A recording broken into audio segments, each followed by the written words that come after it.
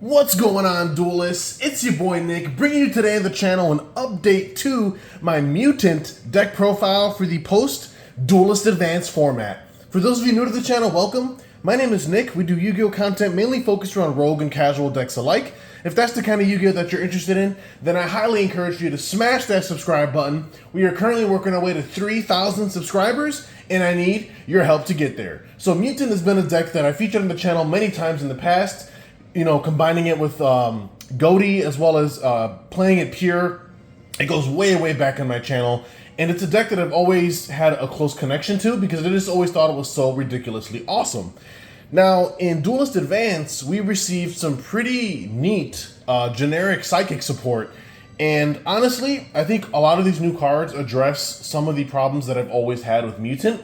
And that was A, the ceiling being too low, B, not having enough extension, and just in general also lacking a lot of consistency as well, which I feel the brand new psychic cards out of Duelist Advance directly address. So I wanted to bring an update to the channel, especially before we get Justice Hunters into the format, because I know that set's going to really shake up the meta.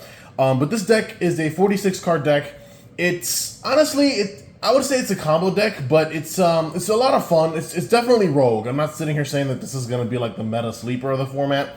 You know, something that you could just take to your locals, have a great time with. It is very budget friendly, of course. A lot of the cards are very cheap, which I like. It just seemed like a perfect fit for my channel, and since I have such a storied history with Myutant in general, I just thought that this would be a very cool update to bring to the channel. So, like we always do, let's go ahead and hop right in. Alright, Duelists, so we're back. Like I said, this is a 46 card deck list, so like you know how we do here in the channel, we always start with the monster lineup first. So we do have our starter, which is 3 copies of Mutant MO5.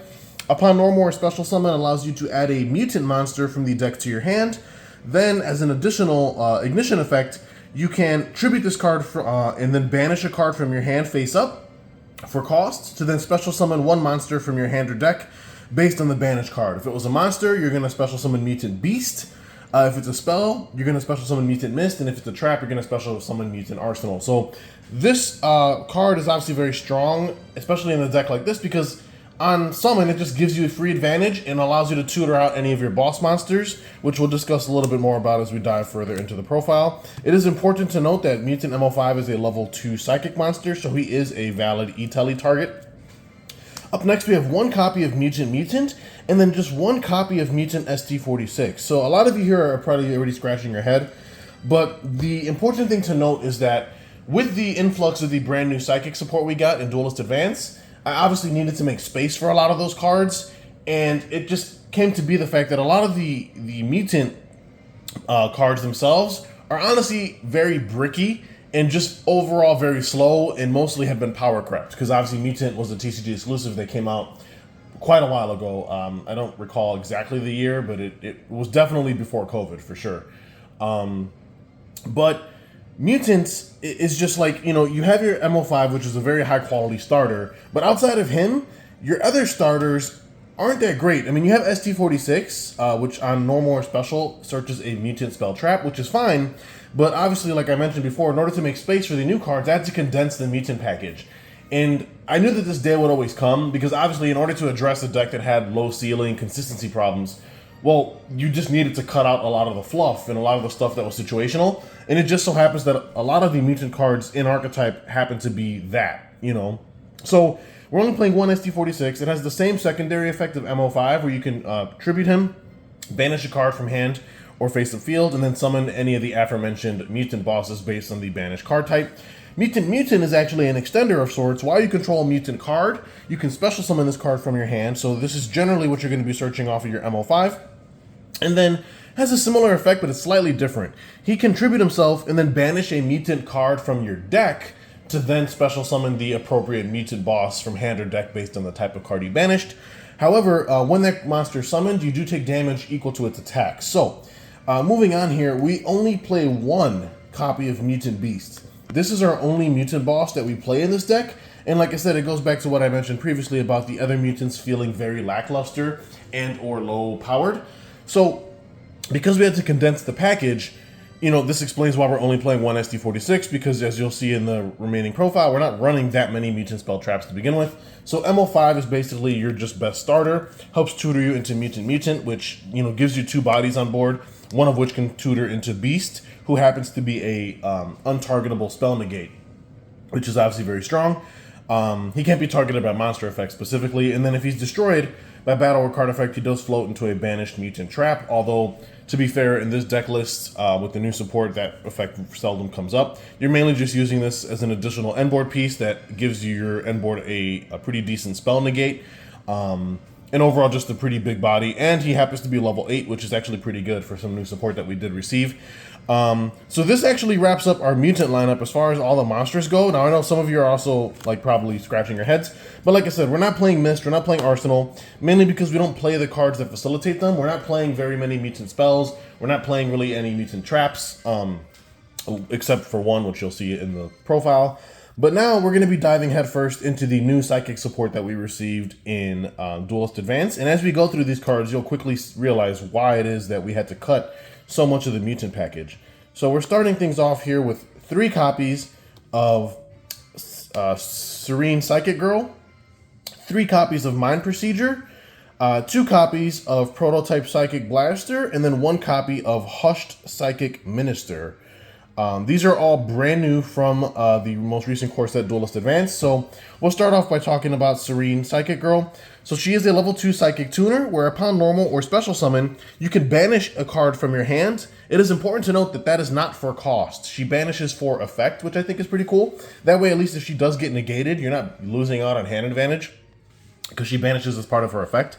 So you'll banish a card from your hand, and if you do, special summon a level 4 or lower Psychic monster from your deck, except herself. Also, you cannot special summon from the extra deck for the rest of this turn except Psychic monsters. And she can also target face-up monsters you control, up to the number of Psychic monsters you control, and increase their levels by 1. So not only is she just a great starter for the deck, she's basically emergency teleport on legs, with the benefit of being able to grab level 4 or lower Psychics, whereas Italy can only get level 3 or lower. And she not only is a tuner herself, but she also modulates levels, which is absolutely insane. So we max out on her. She's basically the deck's new starter. She could tutor into your MO5s or any of your mutants really from deck, which again circles back to why we're playing less quantities of cards like ST46 and whatnot, because we just have higher quality starters in the new stuff here. Up next is 3 copies of Mind Procedure, an additional starter for the deck. He is a level 3 light psychic tuner effect monster, whose effect reads as follows.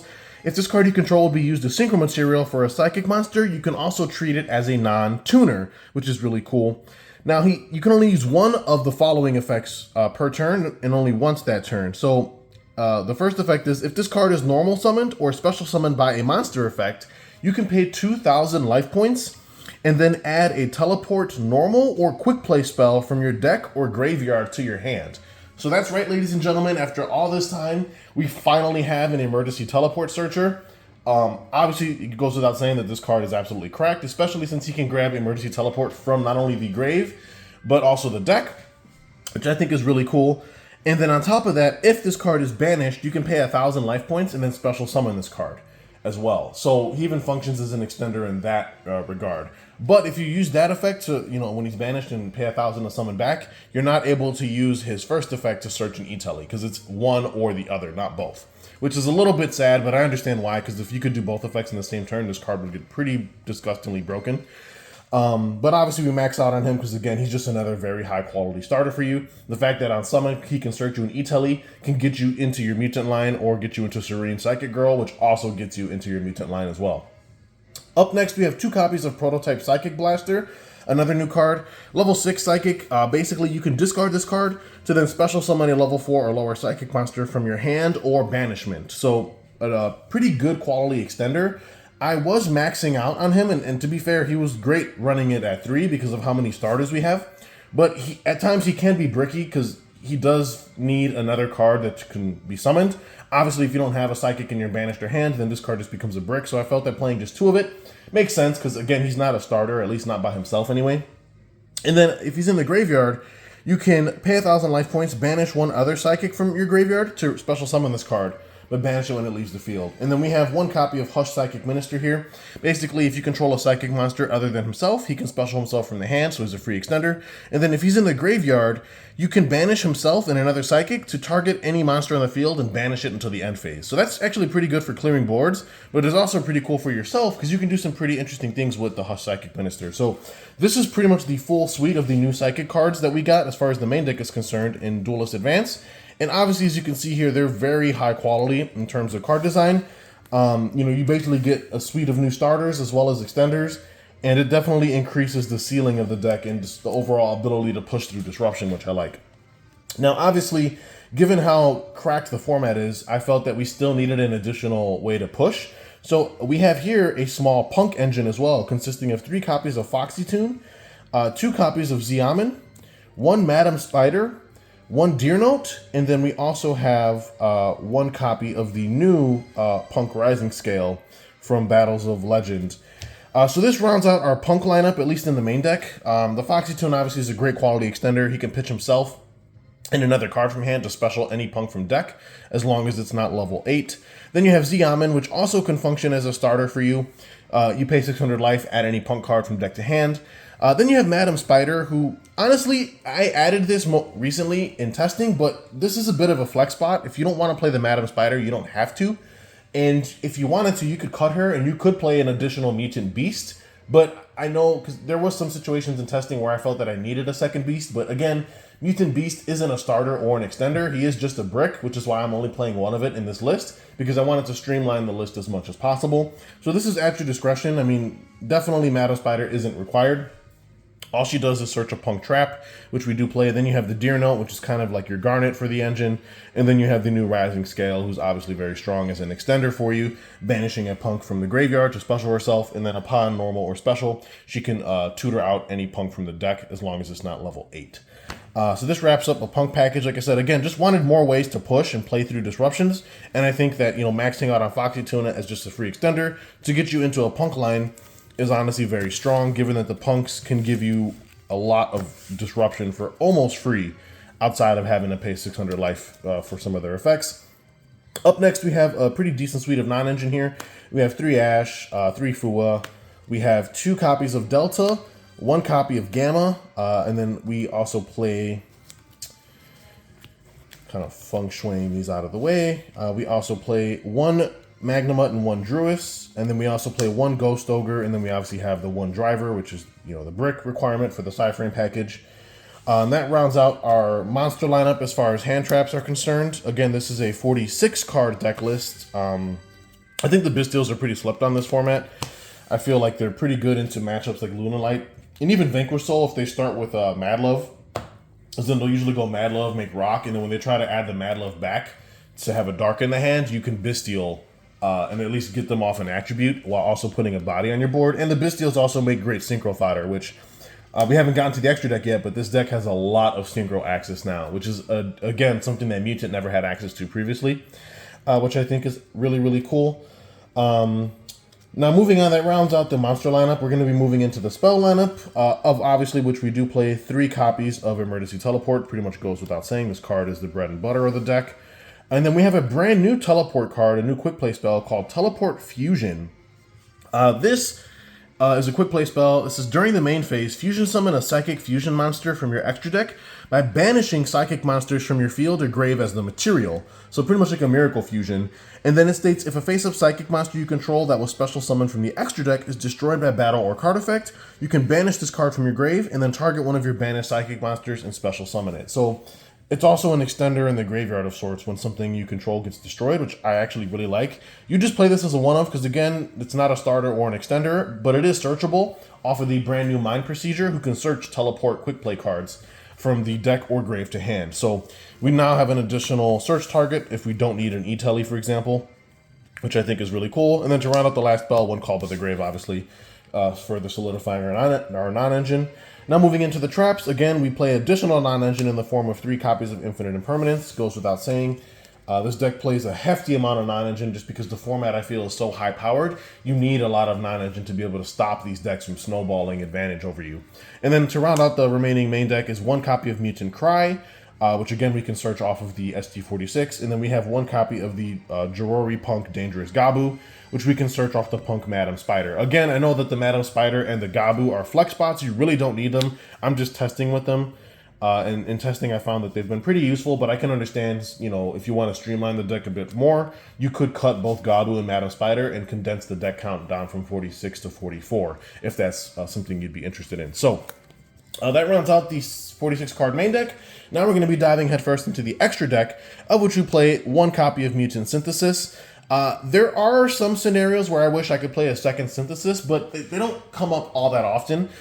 This deck puts out a lot of damage very quickly, and you can close out games relatively fast. So I feel like if you're in a grind game situation, things already haven't gone your way, because this deck should be able to close out most duels by turn 3. So in that regard, I feel like you wouldn't necessarily need a second Synthesis. I mean, if the duel's going on that long, then obviously something went astray, and you know what I'm saying? Like, you're probably going to end up losing the grind game anyway, because this deck pays a lot of life points to do a lot of its plays, so you're always usually playing on the back foot, similar to how Dynamorphia works, because obviously this deck has a lot of cards that require life point payment for their cost.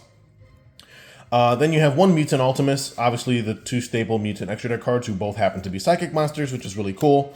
Then we have a brand new fusion, again from Duelist Advance. We have Absolute Axon Kicker as a new fusion monster for the theme, requiring a Psychic Synchro monster plus a Synchros material. Upon fusion summon, you can pay 2,000 life points to banish all face-up cards your opponent controls. So very similar to like a the Goaty boss monster, which is really cool. It also cannot be destroyed by card effects. And then if this card is in the graveyard, except the turn it was sent there, you can banish it to special summon a level 10 Psychic Fusion monster from your extra deck. And this is treated as a fusion summon. So you can actually use Absolute Axon Kicker to cheat out your copy of Mutant Ultimus, who is a level 10 Psychic Fusion from your extra deck. And it's treated as a fusion summon, which is obviously very strong. So we play one copy of that. Now moving into our Synchro lineup, of which, like I said, because of all the tuner access, we have access to some pretty crazy Synchros, including some new ones, like you see here. 2 copies of the Silent Psychic Magician, a brand new level 5 Earth Psychic Synchro Tuner effect monster, generic material. If this card is special summoned, you can target a level 4 or lower Psychic monster that's in your grave or banishment and special summon it. It doesn't even negate its effects. This card is absolutely custom. In addition to that, this card can also modulate levels. And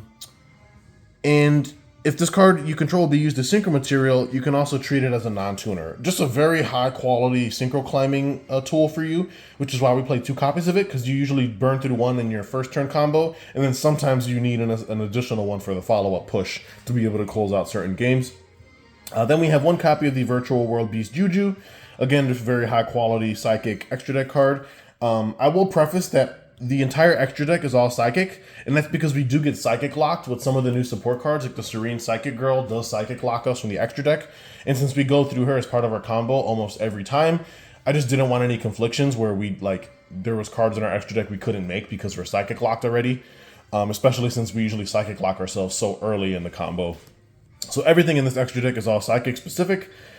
We also have 1 copy of P.u.n.k Jam Dragon Drive, another really crazy extender for you, allowing you to search for any level 3 Psychic monster, which could even be your Mutant ST46 to bridge into that engine. It could also be your Hush Psychic Minister as an extender, or even the Ghost Ogre that we play as a one-of in the main deck. So very cool quality card there. We also have 1 Thought Ruler Archfiend, one of the OG Psychic Synchros from back in the day. It's just a really cool card. I love the artwork on this. Love the fact that it protects your Psychics from spell traps that target, and it even has an effect which recovers some life points, which I felt was important for a deck like this. We also play 1 Cyframe Lord Omega, 1 Virtual World Beast Kyubi Shenshen. Like I said, tons of Synchros, all of which are Psychic, which I think is just so cool. Then we have brand new out of Duelist Advance, 1 copy of Psychic Blaster Mark II. This card is very powerful, 3200 attack. You can target a banished monster and then special summon it to your field as an ignition effect during your main phase.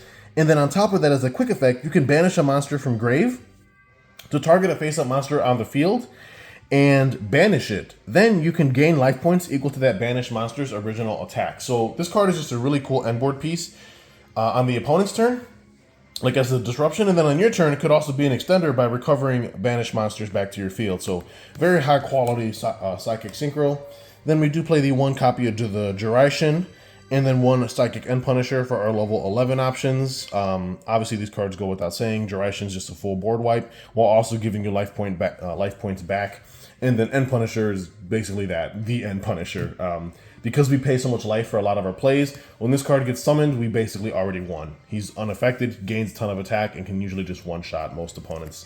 And then to round out the extra deck, we have 1 copy of the brand new P.u.n.k Jam Fever, a new rank 8, Psychic rank 8, which gives us a monster negate, as well as a potential draw as well, which is very powerful. And then we play the 1 Frame Lord Lambda to round out our 15-card extra deck.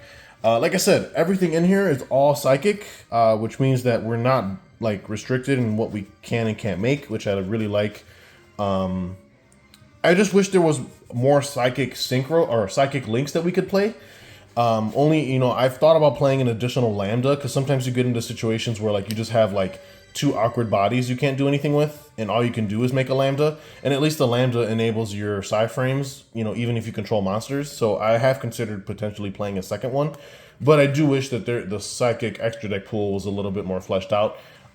Actually, in saying that, I just reminded myself that in the next core set, Doom of Dimensions, we are getting a brand new psychic synchro. Actually, she's able to set teleport quick plays from the deck. So ultimately, I might end up cutting the Juju potentially for it, or maybe something else, like maybe the Thought Ruler, because this is a bit of a flex spot, but we'll have to discuss that once the next core set, Doom of Dimensions, drops. But now moving on to the side deck. Again, side deck's always up to personal preference. You know, play what you will, but this is just something I felt that the deck needed. We are playing a playset of Spooky Dogwood. Again, this deck pays a lot of life. Generally, at the end of your combo, you're sitting below 2,000 normally. Depending on if the match goes into time, I feel like sometimes you just need to play the Dogwood in order so you just don't lose. Then we also have a playset of DD Crow. Again, I think Graveyard Disruption in this upcoming format, especially post-Justice Hunters, is going to be very important. You know, being able to snipe stuff out of the graveyard for Yummy, being able to snipe stuff out of the graveyard for Canine, you know, preventing the Lupus from reviving itself so they can't make a rank 5 on your turn is huge. I think DD Crow is definitely going to be a very premium hand trap come this next format.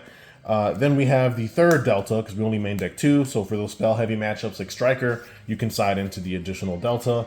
Then we have some pretty interesting removal for going second. I have a playset of Psychic Eraser Laser. While not the best card, I just feel like thematically it fits, because it's obviously Psychic support, but on a non-target effect, you send a monster your opponent controls that was special summoned from the extra deck to the graveyard, and then your opponent gains life points equal to the original attack or defense of that monster, whichever is higher. So I like this card for 2 reasons. A, it does not target, so your opponent has no clue what you're going to go after, which means like if they have like an IP on board or something, they kind of have to like preemptively just chain to this, which I guess doesn't even matter, because whatever they make I can just send anyway.